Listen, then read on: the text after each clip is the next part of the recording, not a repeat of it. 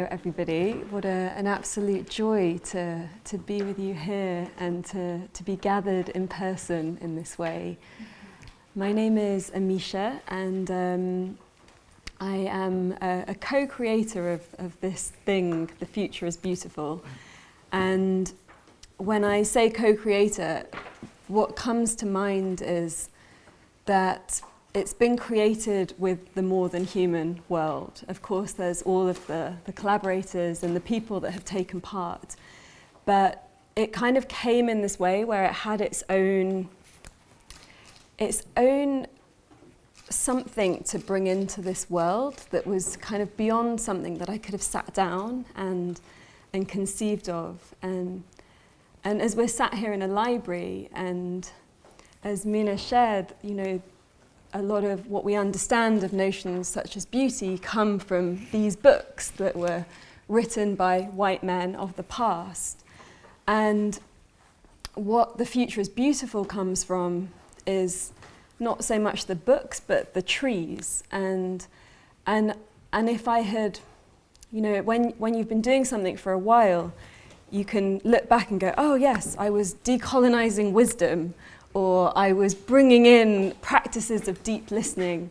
Of course, I never had that language, and I never had a desire to know what I was doing, because it came from a much deeper place than that. And I feel that that's what beauty can bring us. It opens up something inside of us that is so core to our being, and is so core to the reason that we're here and what could be possible in this world. And this project for me, it started actually from a very political place. And so there was a time in the early 2000s where I imagined a life in Westminster, and I imagined being a young MP, and a few things happened. I was working for an MP in my early 20s, and I remember a moment, for any of you that have spent time with Westminster or indeed watched our politics, you will know that there's quite a drinking culture in party politics. And so one night we were in the pub, young researchers, talking about some issue, and I was sharing my thoughts on it. And somebody turned around to me and said, do you know, Amisha, what your problem is and why politics is going to be really hard for you? And I was like, tell me, what is my problem? And this man looked at me and he said, you care too much about people. And it was one of those moments where I realized that this sense of purpose that I had and how I imagined it coming into form wasn't possible. And I sort of stared down the barrel, if you like, and imagined, okay, here I am in my early 20s. Who am I going to be by 40 if I stay here, if I stay on this path? And so I decided to step away, and you know, it took 10 years to like properly step away. If you remember the referendum that we had for changing our voting system in 2011, that finished me off. I was a spokesperson for that referendum, but you will not have seen me on TV because the media and the government were determined to make it a really boring party political argument, when it was really about our, as citizens, our democracy and our rights to have a voice. And so it became a joke in the office that basically that the office was always putting me forward to go and speak about this referendum, which was sort of sandwiched like just after the royal wedding at a time that, you know, people like, you know, didn't even really know what it was. And yeah, like nobody would let me come and speak about democracy and why it was important that our votes meant something. And in amongst all of those experiences, I decided at some point that this wasn't for me. And you know, never say never. For the future, who knows what's possible and how things can change. But somewhere along the line, I think around 2010, I found myself in this election year, and I was somebody that always was really excited about elections because it really meant something to me, this idea that we could do something, that we had a voice and that we were part of co-creating the world that we live in. And I was one of those kids that stayed up watching elections with my coloured scarves and felt this like real excitement around what was possible. And in 2010, as we were in an election year in the UK, I was thinking, okay, this is the first election that I'm not excited about. I no longer trust that a political party can create the vision of the world that I want to live in. And it all feels really compromised. And that feels very obvious now, here in 2021. But when I was saying it in 2010, it was quite an inner journey to break from the system in that way, to fully sort of stand up and say, I don't trust this, I don't believe in this, I don't think that this has our best interests at heart. And I started this creative project. It was called Think, Act, Vote. And it was a really simple question. What is the future that you choose? What is the world that you want to live in? And I just decided to make this ballot box and to kind of place it in different places and ask people to answer this question. And the idea was that you would write it on a ballot card and put it into this ballot box, and that you would vote with your vision of the world that you want to live in, that you would vote with what was possible, and that in the process of writing this down, that something would actually happen to you where you would actually believe that you could go and bring that into the world. And so really it was a permission machine that I had made. And perhaps I was giving myself permission as well to break free from things that I found oppressive and repressive, and to open up into the realms of the possible, and to live from a more embodied place and a more centered place than that of the mind and the intellect and the debate, and as if being able to outsmart someone with facts faster, or kind of stun them so that they can't find their words, was a way of like bringing something into the world. I was like, no, I want to know what's in people's hearts.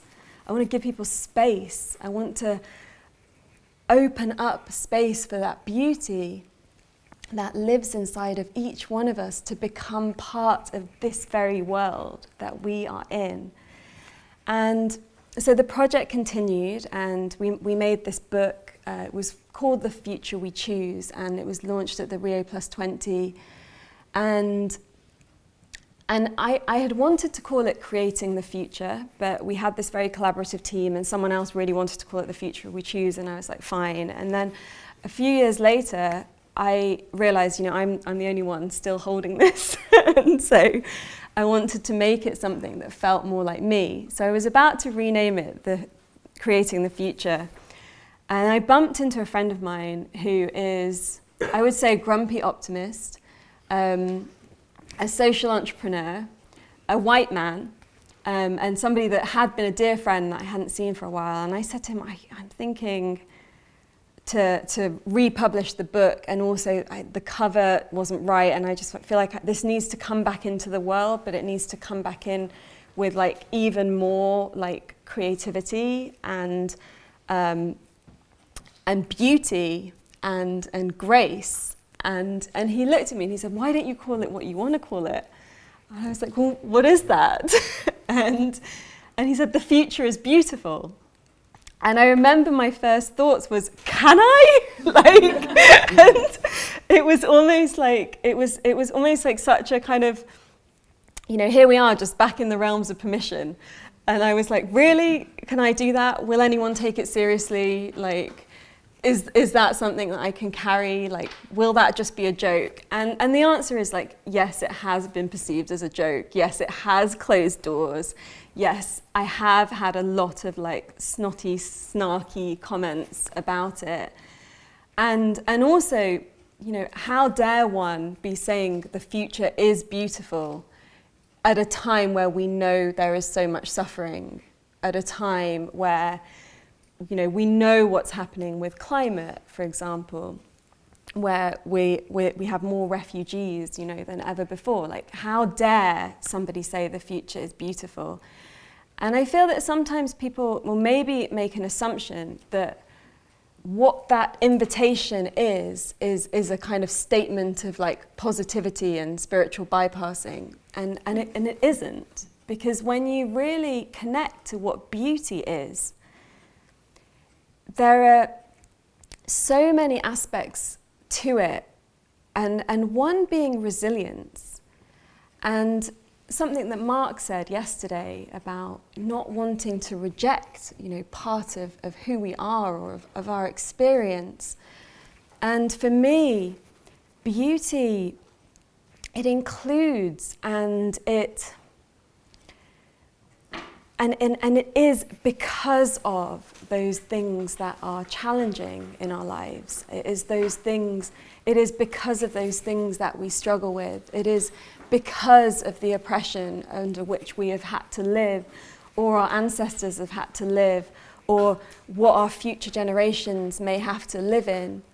And it is understanding all of that and allowing it to connect us deeper to the truth, to the honesty of who we are, and still finding our joy, and still finding our possibility, and being able to embrace the complexity of this time. When we're living through a lens of beauty, we don't know all the answers. We have really good questions, and we see sparks of something that could be.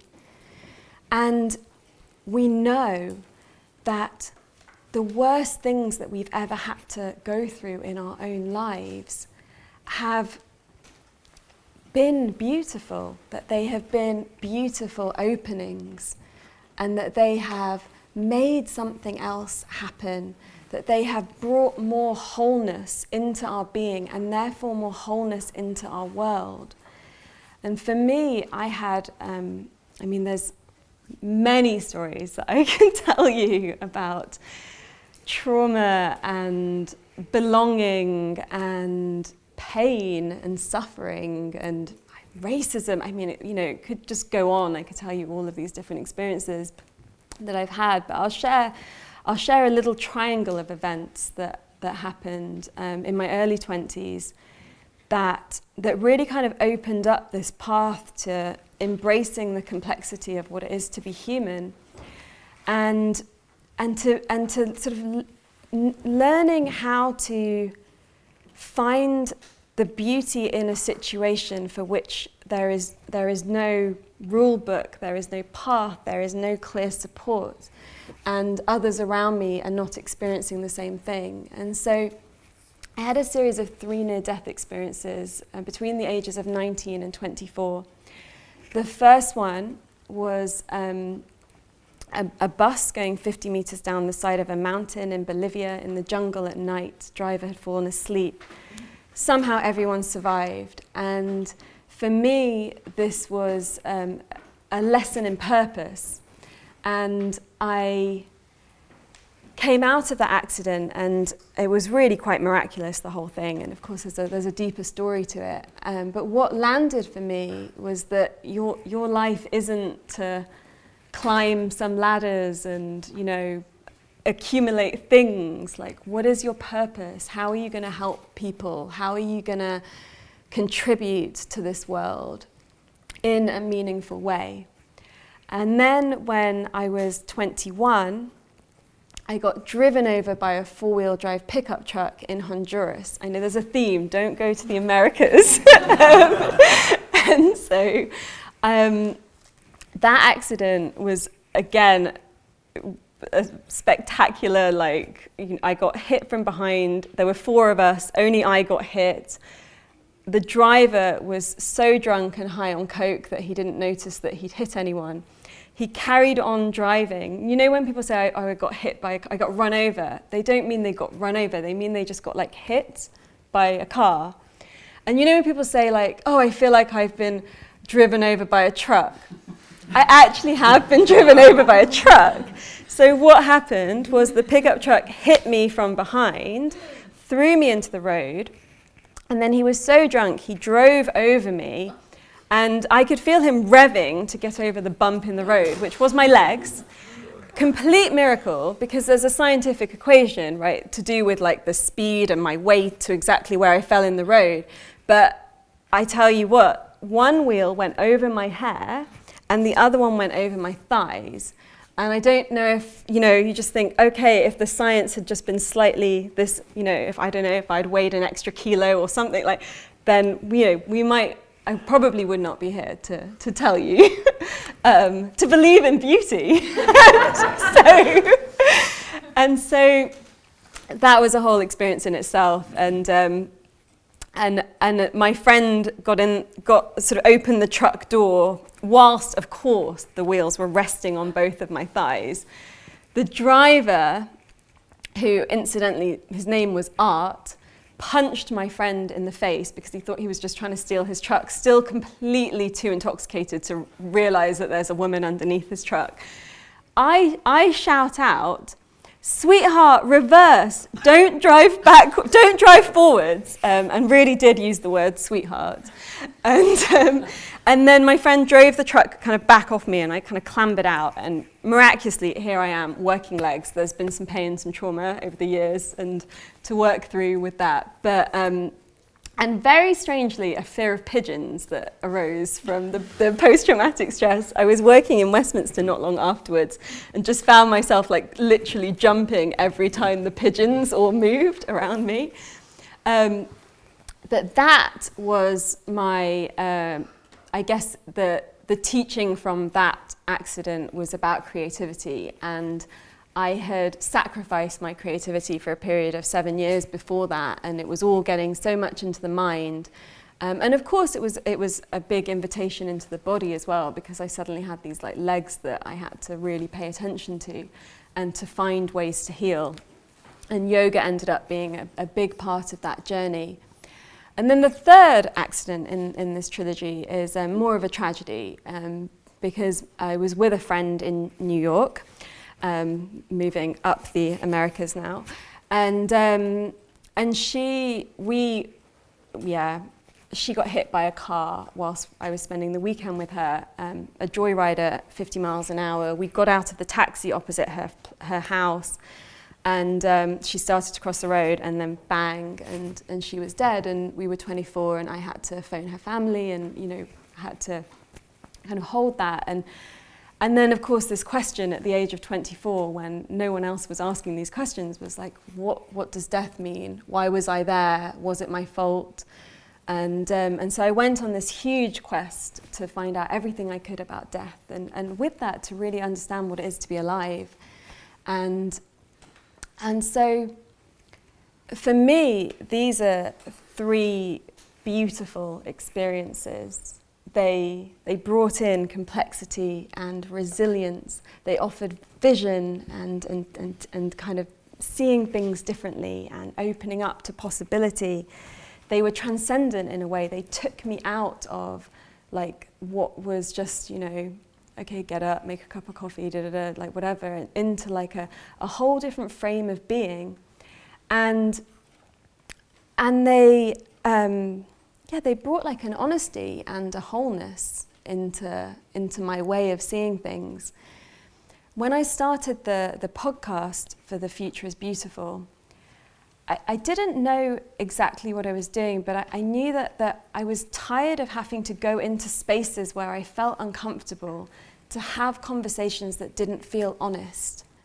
And I wanted to create a space where that lens of really like understanding the beauty that exists in each of us could could be worn and it could be felt. And so I set myself, various challenges, and one challenge was not to have any questions planned, and so just to really sit with someone and to see what could arise in that space between us. And there were lots of voices that came with that, like, you can't do this, and like, this isn't proper, you're wasting people's time, this isn't respectful, all these kind of voices. And but the first conversation just sort of emerged in this way with a dear friend of Bio's, Charles Eisenstein. We were at an event together, and my friend's daughter, who is named after the goddess Diana, I was looking after her, and she just walked up to Charles, and I was like, okay. So I had to go and get her, and then made a joke about if we could share the word beautiful, and then asked him if he would be part of this conversation, and then it happened, and there was no space to prepare.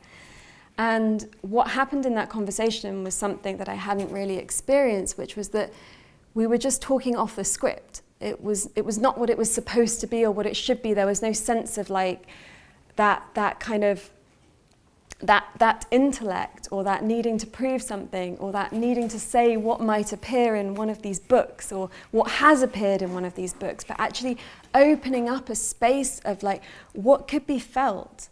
And allowing that to be a more than human experience that invited in not only me and the person in front of me, but our ancestors and our future generations and our community and the world that we're creating, and the sounds of nature and whatever you believe is alive or not alive within and without this whole experience. And so that's like opened up this space, and now we've been doing the podcast for 4 years.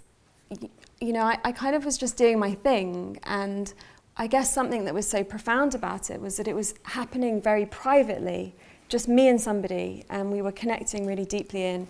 I used to do it all in person before the pandemic, which meant that you had to really spend time with someone, and also like catch them in the same kind of country and same place, and that it therefore like when you then finally came together and you sat down, it always felt like the future is beautiful was kind of like guiding that process of like who it wanted to speak to next and why, and then it just over the years, as this community has formed around it, I began to realize what I was doing, kind of, I suppose, in the reflections. And so for me, it's something that felt very private, and I almost felt like it was kind of naughty, like, because it was breaking all of the rules. And it wasn't something that I would necessarily come and like do in front of people. But because of this very actually very real, raw human way of being, and having like the good questions and sitting in complexity with someone. And so rather than saying, like, how are we going to solve this issue? And then someone going, well, I know, blah, blah, blah, blah, blah. Like just sitting with someone and being like, I don't know. I'm a bit terrified about it. Like, actually, I don't sleep sometimes because I wonder what's happening with this. And then somebody else saying, yeah, me too. And, I wonder how we can find a way, and sort of allowing a conversation to come from that place of the uncertainty of this life and of the uncertainty of the future. And what's been really remarkable is that people have then shared that they listen with their heart, and that it takes them into like a whole different place. And people tell me that they go for runs, but they have to stop like regularly on the run and just be like, oh, what was that? And it's this like whole body experience. And now, with the leadership work that I do, like a one-to-one mentoring and courses, during the pandemic, I just said, I sometimes feel so limited by this word beauty because of other people's perceptions of it. And especially being a woman talking about beauty, you've already sometimes lost half the room before the room's even, before we even got in the room. And then actually what was coming through during the quietness of this year was like, no, I have to go deeper into it. We have to go deeper into it. And so therefore now I talk a lot about beautiful leadership, and it's a leadership that really embraces the wholeness of who we are as humans, and that embraces our complicated histories. And it's a leadership that takes us out of notions of white supremacy and patriarchy and racism, and it takes us into this space where things can be messy, where we can make mistakes, where we're allowed to feel, and we're allowed to express our emotions, and we're allowed to be driven by those things that we feel, by that which moves us. And through all of that, we can then create something in this world, in our society, that is beautiful. Because the more permission that we each give ourselves to bring our beauty into being, to create beauty through who we are, then that is going to kind of infiltrate our systems and our ways of being in a way that it might be subtle, and sometimes, you know, that subtlety, especially for me as like a recovering, must change the world, like weight on my shoulders kind of person, is that I've really come to understand that the subtlety is so important, and that's why having a sense of beauty that is both inner and outer, where we kind of understand that we must tend to both of these gardens at the same time, where this is really what can lead us to a beautiful future. And so somebody said to me last night, is the future beautiful?